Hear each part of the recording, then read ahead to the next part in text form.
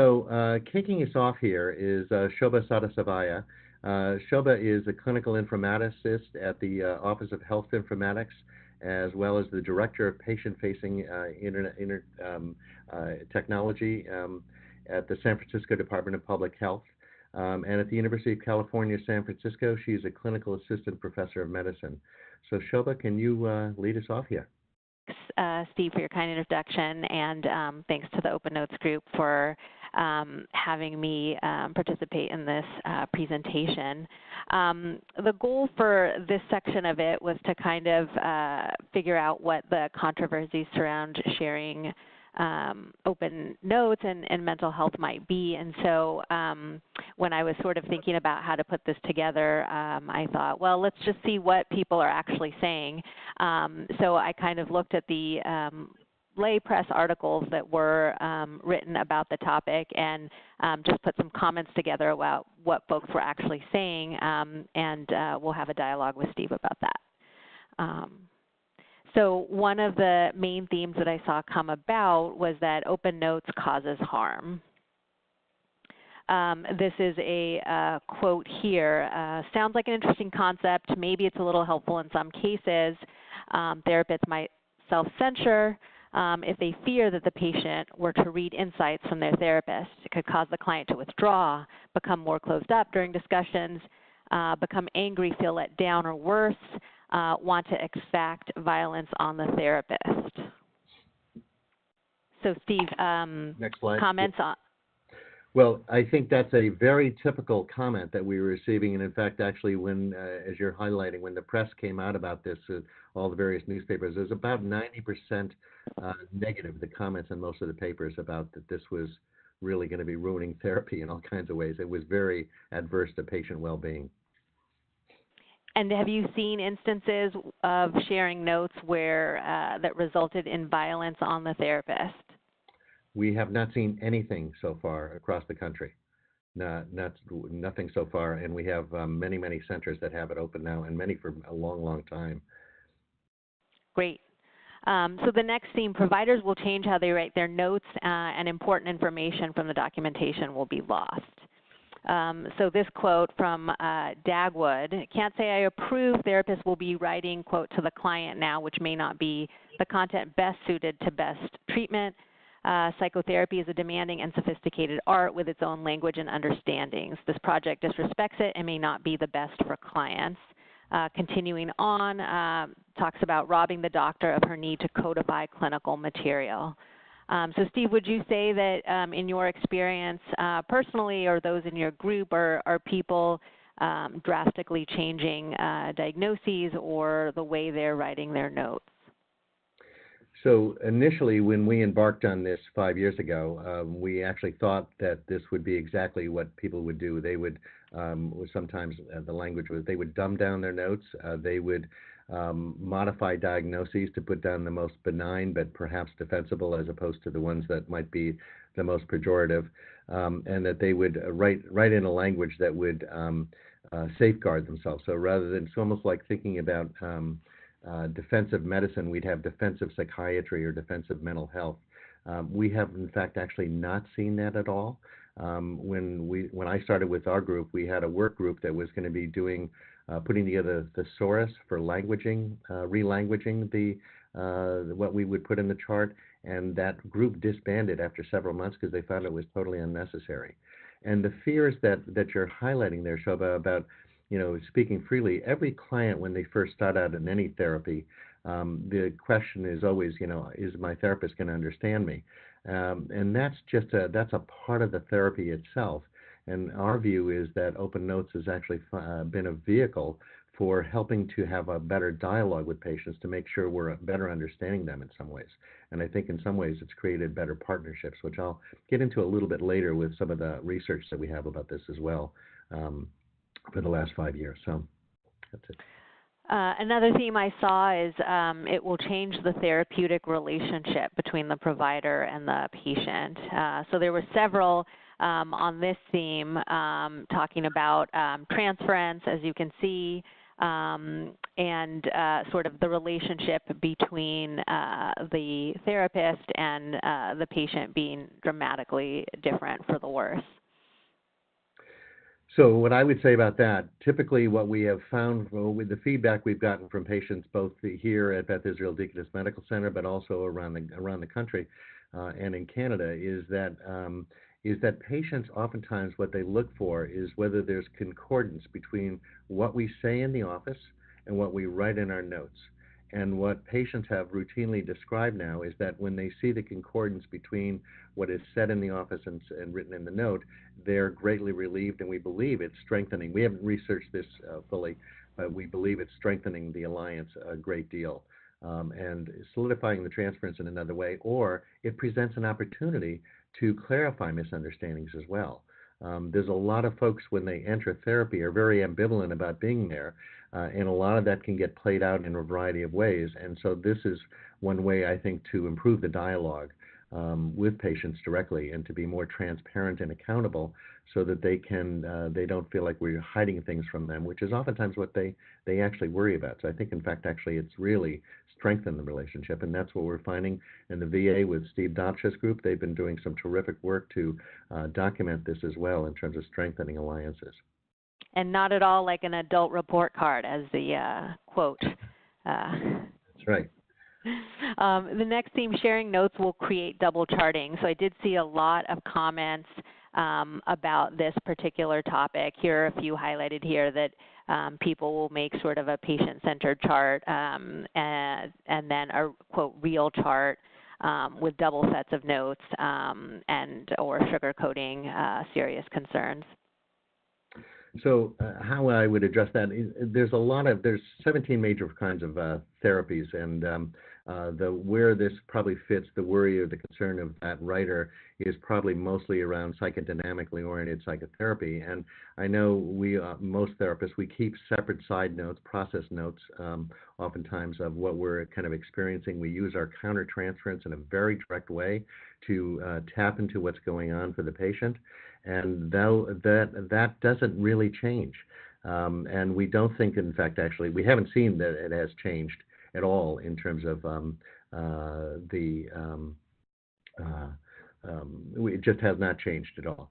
So, and you don't see anyone writing two sets of notes in your experience? No, not unless they usually did before. The only change I would say in that regard is that there are a lot of therapists that write notes to kind of remind themselves of what happened in the session, and it's kind of a tickler for themselves. And some therapists have found that they don't really need to do that, and they may keep a side note but it's more about reminding. They were doing that as a convenience to themselves to have it in one place. So few folks have described that they simply do that, but it hasn't changed the logistics of the workload and the time intensity of any of the note writing at all. Great. The next theme, and I would say this is probably not specific to mental health. I've gotten a lot of questions about this as well, but that open notes is not appropriate for certain sensitive conditions. So in this particular comment, they talk about people with anger management issues, psychotic features, and personality disorders, and that this could be harmful for them. Do you have a practice or in your group about not sharing notes with any particular patient based on their diagnosis? So yes and no. So I think the fears that you're describing, particularly most groups are worried about very paranoid or psychotic patients who might be prone to anger issues, whether we would do something with that. And we have not actually found that. And now I will say when we started this 5 years ago here, we did this for all the staff here at Beth Israel.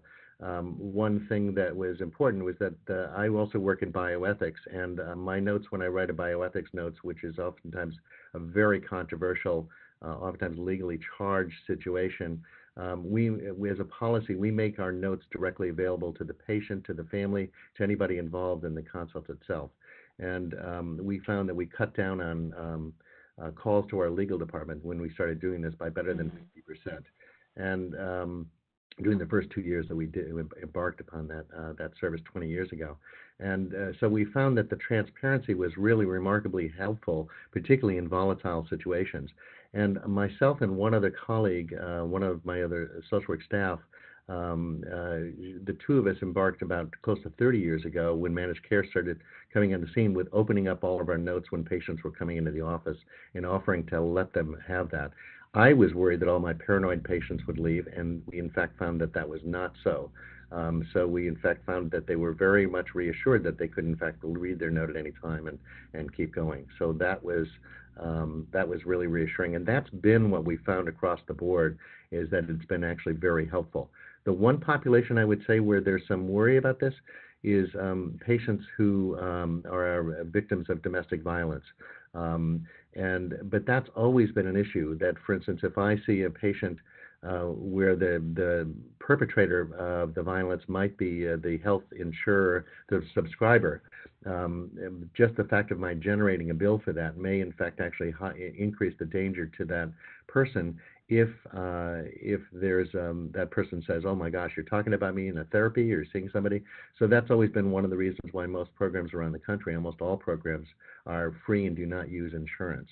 So we kind of have culled that out as a little bit of a safety area, just because we don't want perpetrators reading the notes of their victim in that way. But really what we've done is just talk with victims if they have open notes.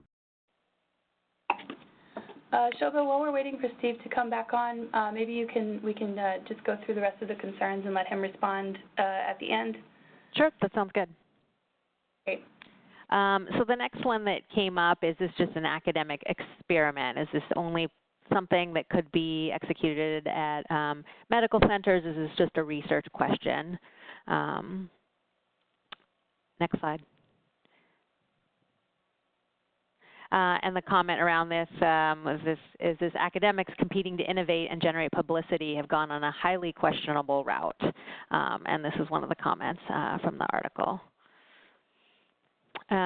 Mental health is different than physical health. I think this comes up a lot with a lot of open notes implementations.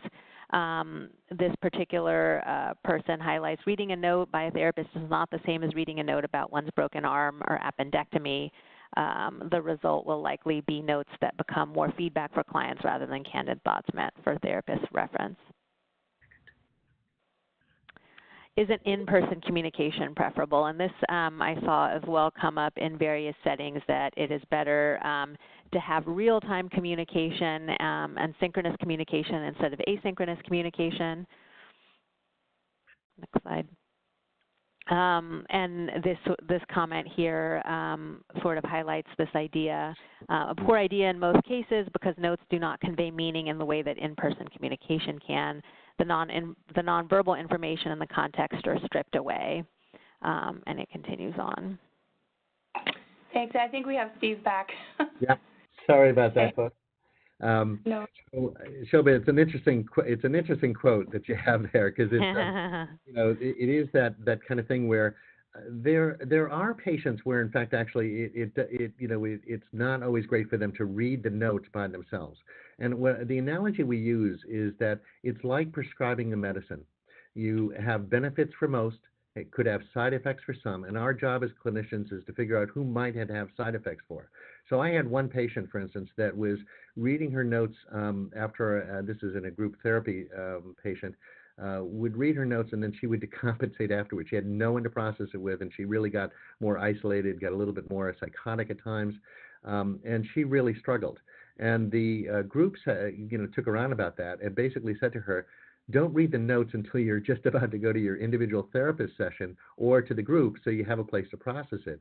And it turns out then she started bringing her notes into the group, and she was distorting almost everything that was there.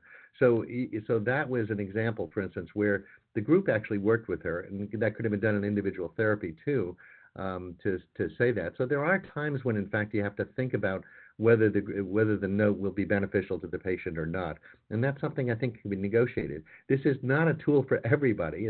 It's one more tool in our bag of tricks, if you will, within all the various kind of therapeutic interventions that we might employ with different patients. So that's partly where I think about it, is that to adjust it, it isn't just that this is for every single person always the best thing. So. Thanks, Steve. That was the last one, but we looked at a couple while you were gone, and that was, is this just an academic experiment? And isn't mental health different from physical health? Oh, good question. So mental health, I mean, it is different and yet it's overlapping. Certainly we have parity diagnoses, where you have, what we think of as endogenous conditions that are, part of the body and part of the chemistry of the body. So we have that. But what we've learned in a lot of ways, just like in the physical health realm, is that the more information you can give to a patient, the better armed they are to kind of be able to deal with it. And if we think about it on the mental health side, this is an example I oftentimes use. Patients with borderline personality disorder, we oftentimes recommend for them to utilize dialectical behavioral therapy, and DBT is predicated partly on the patient knowing as much as possible about their very diagnosis, that they learn about it, they learn strategies for kind of dealing with it, for thinking about it, for recognizing when they're in that black, white, all, nothing kind of a mode in that way. And so that's part of the notion here is just like in the physical health, I would say that we really have an obligation to be very transparent and accountable to patients in both realms.